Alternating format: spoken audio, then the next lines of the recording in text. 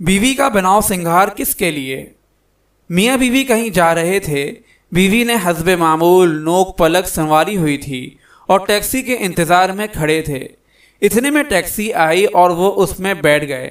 کچھ دیر بعد taxi driver نے کہا، اپنی وائف سے کہیں کہ یہ لپسٹک کا شیڈ مٹا دیں، مجھے اچھا نہیں لگ رہا۔ یہ سنتے ہی شوہر نے غصے سے ڈرائیور کا گریبان پکڑا اور بولا، تمہاری ہمت کیسے ہوئی جو تو نے یہ بات بولی؟ ڈرائیور نے مسکراتے ہوئے کہا، بھائی اگر یہ آپ کے لیے سجی سنوری ہوتی تو گھر میں سجتی، یہ تو راستے کے لیے تیار ہوئی ہیں، اور راستے کی ہر چیز پر تنقید اور پسندیدگی کا اختیار ہر شخص کو ہے۔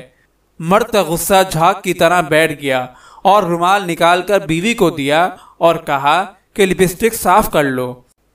شاید اس بات میں حقیقت نہ ہو مگر ایک سچائی ضرور ہے۔ عورتیں واقعی اپنے شوہروں کے لیے کم اور لوگوں کے لیے زیادہ تیار ہوتی ہیں۔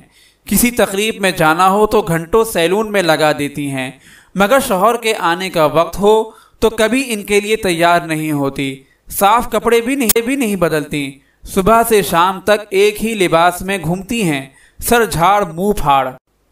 جبکہ ہمارے مذہب میں زمانے جاہلیت کی طرح تیار ہو کر باہر نکلنے سے منع فرمایا گیا ہے۔